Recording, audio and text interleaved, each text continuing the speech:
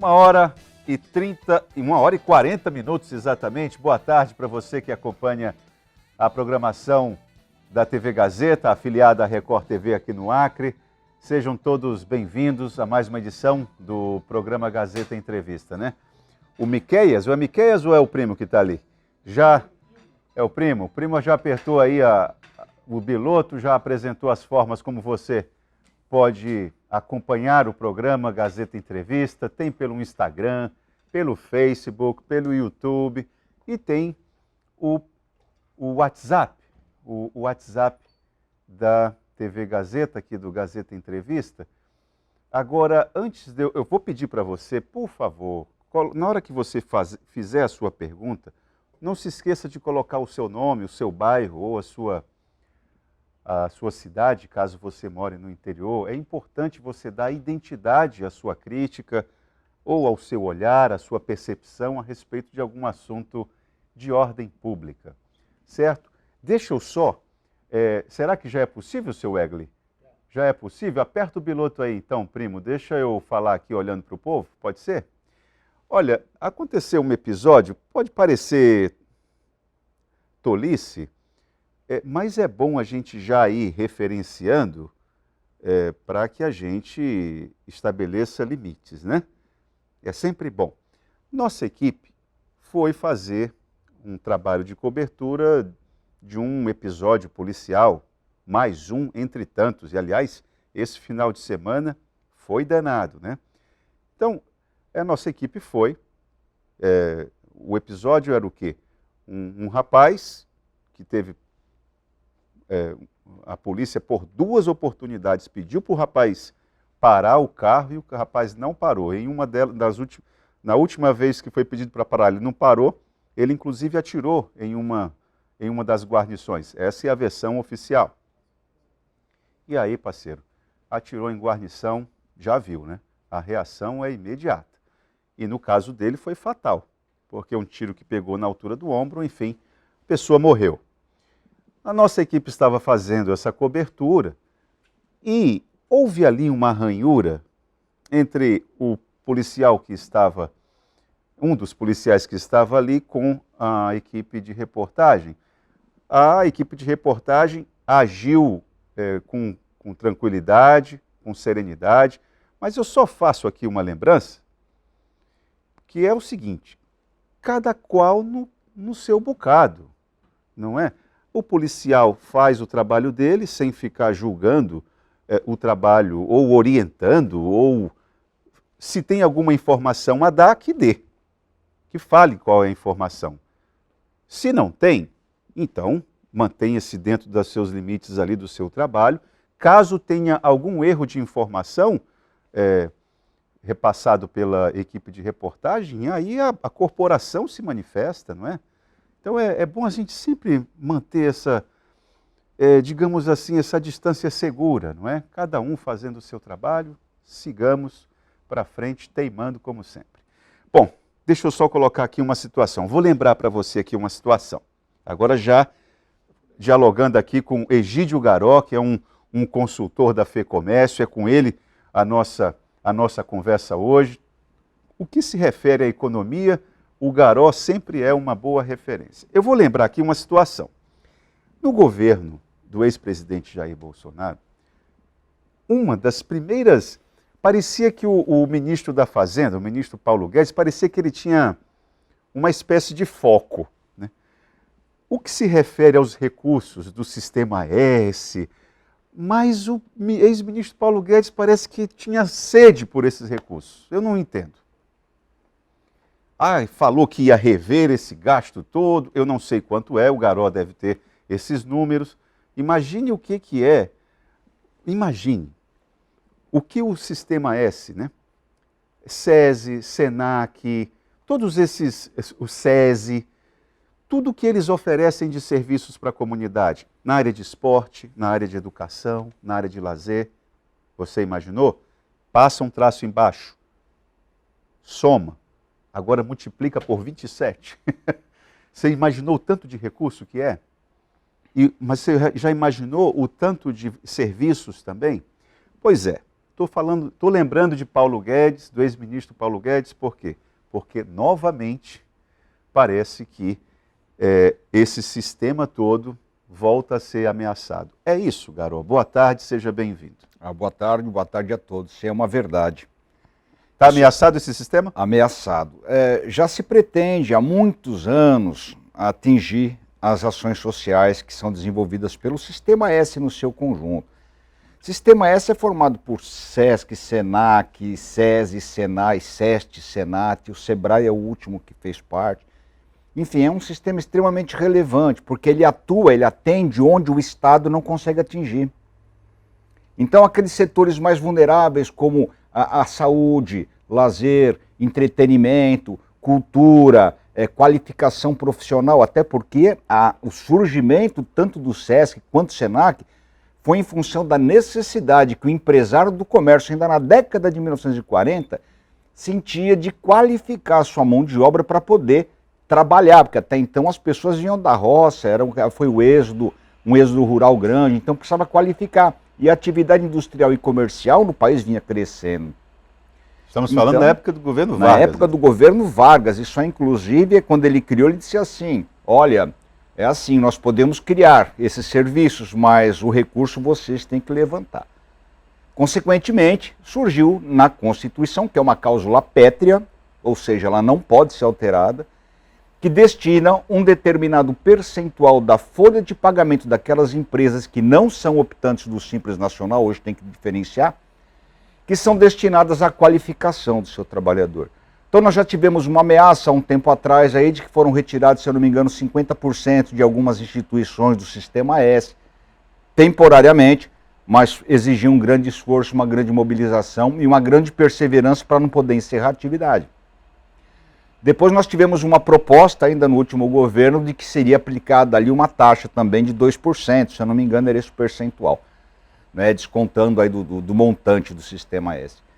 E agora nós temos aí uma medida provisória, 1147, foi aprovada recentemente pela Câmara dos Deputados, e encaminhada para o Senado, um projeto de lei, né, 9 de 2023, que trata exatamente disso. Ele cria o PERSE, né, que é um programa emergencial de recuperação do setor de eventos.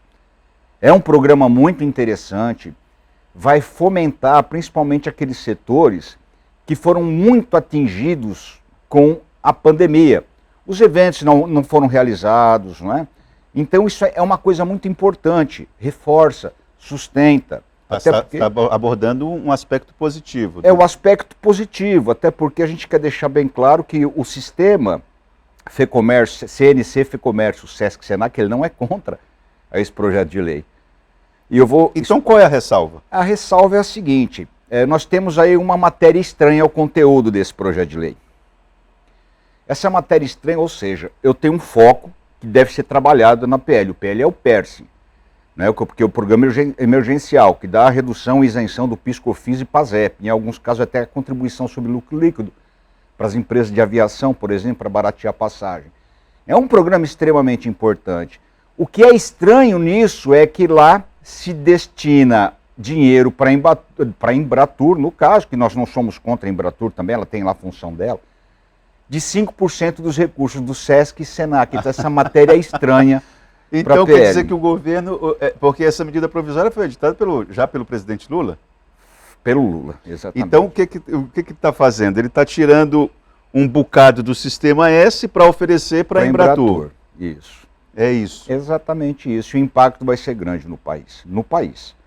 Sem falar somente do Acre, para não causar pânico, né? Mas serão mais de 101 unidades fechadas, né, em todo o país. Mais de 101 unidades? Nós teremos... Garô, eu queria que, me perdoe, eu queria que você atacasse de professor aqui, que eu sei que você é um professor dos bons. Quem é que mantém isso? Você começou a dar uma leitura histórica, eu queria que o trabalhador se sentisse parte dessa conversa. De que forma? Quem contribui com a formação e a qualificação profissional de você, trabalhador, de você, um jovem aprendiz que está buscando uma oportunidade de trabalho, é de você que tem os seus filhos e precisa de uma educação de qualidade e não consegue uma boa escola, é de você que gosta de fazer um turismo social, você da terceira idade, né, que participa dos programas. Esse recurso que vem, ele é contribuição de cada empresa sobre a sua folha de pagamento. Então compulsoriamente descontado só da folha de pagamento, não mexe com lucro, não mexe com receita, não mexe com faturamento, só sobre a folha de pagamento daquelas empresas que não são optantes do Simples Nacional. Nós temos várias aqui que seria bom não citar, mas nós temos umas grandes mas Garó, olha só, quando você fala assim, são empresas que não são optantes do Simples Nacional, o Garó que ele é diplomata, né, também. O que ele está falando é que são empresas um pouquinho mais robustas. Não é qualquer empresa, não é uma empresa pequena. São empresas um pouco maiores. Elas não fazem parte do Simples. Então, digamos que o faturamento anual dessas empresas é um pouquinho mais rechonchudo, entende? Então, uma parte desse anual, essas empresas pagam um bocado para esse sistema. Então, agora, se eu falasse assim, Garó, se alguém estiver nos assistindo pode pensar assim, então se sai da folha de pagamento, eu que contribuo para esse sistema, ele está errado? Está errado. Por quê? Porque não vem descontado no lerite dele, tampouco na folha de pagamento. Vem descontado sobre a folha de pagamento da empresa, não dele. Não dele, ok. Não dele. Até porque um detalhe interessante, e tá aí aqueles que nos assistem, que só faz uso do SESC e do SENAC o trabalhador do comércio. O empresário do comércio não tem direito a fazer uso. Veja que coisa interessante. Ele contribui com a qualidade de vida, o bem-estar do seu trabalhador, da família do seu trabalhador, de tal forma que ele possa vir trabalhar com educação, com saúde, bem alimentado, com os projetos que nós temos aí, né? Os restaurantes, Mesa Brasil, enfim, tantas outras situações aí. Então, esse é o objetivo do sistema, qualificar, né? Dar saúde, dar uma educação de qualidade, dar lazer, dar cultura. Essas questões são muito importantes. Isso aí só quem pode fazer uso é o trabalhador do comércio de bens, serviços e turismo.